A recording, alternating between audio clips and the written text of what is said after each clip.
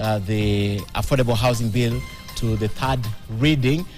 I have Dr. Otiende Amollo, who says there was not much opportunity for members of parliament to ventilate on this bill and give their input, in spite of the fact that it was passed. He has three issues with this. He says the hurried nature of passing of this bill, it was also discriminatory, and he promised to elaborate on the discriminatory nature of this bill and, of course, the conceptual issues that he has a problem with. Dr. Otiende Amollo, thank you so much for holding on. Perhaps before, for the people who are joining us right now from home and watching this, you have three issues with this bill. Let's just recap on the reasons why you have three issues with this bill and elaborate for us why you think it's very discriminative.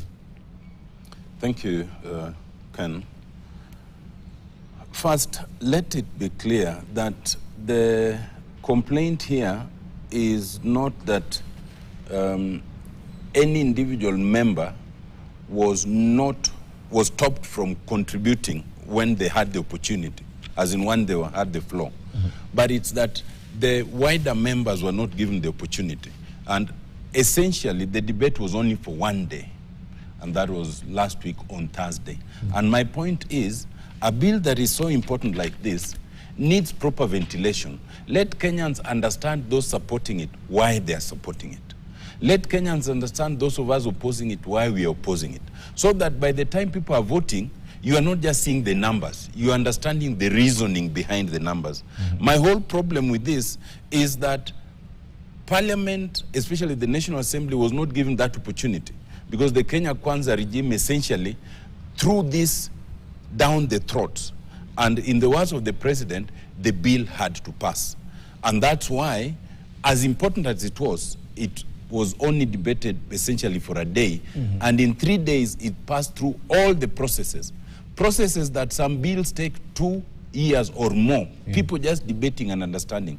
Secondly, and this we raised, because of the hurried nature, by the time the debate was being had, the report of the committee did not even have the full details of what the Kenyans said. It did not contain the recommendations by the committee, the joint committee itself. And it did not have the draft of what amendments they were proposing to have by yesterday. Really? And that was raised, yes. Dr. Nyikal raised it, and he was ruled that there was enough time for people to read. It is only today that the full grasp of the amendments that were proposed by the joint committee was then produced, which interestingly, the amendment, and I just want to say one point about that, the amendments themselves by the committee are in defiance of our standing orders in two respects. One, our standing orders say that if you've introduced a bill, yes, and the amendments are so fundamental as to change the nature of that bill, then those amendments ought not to be accepted. What you ought to do is withdraw that bill, redraft, and bring it back. The effect of the amendment was so fundamental that it changed the nature of the bill. So even on that account, it should not have been allowed. Forget about the fact that people are seeing it for the first time today, as we were now voting, on them.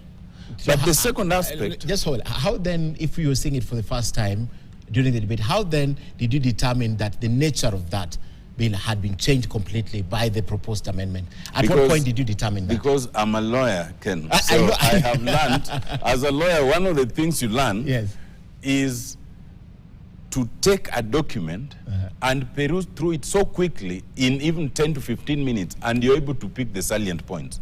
So I can tell you, and I'll be demonstrating to you, that the amendments that were actually introduced today make the bill worse than it was. So as I was contributing yesterday, and I was condemning the bill, right now it's much worse, because what has been introduced makes it much worse in every respect.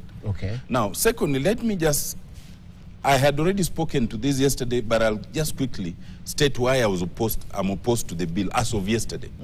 First, because it's a usurpation of the roles of the counties. That I had already explained. Secondly, because the bill amounts to overtaxation of Kenyans. Because you are suddenly taxing an ordinary Kenyan another 3% on top of other taxes. And as at yesterday, there was also a penalty. If you don't pay within 1 month, then of another 3%.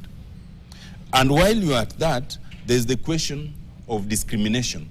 It basically focuses on salaried Kenyans who with a payroll. All those who are without a payroll, there's no clear mechanism of dealing with them.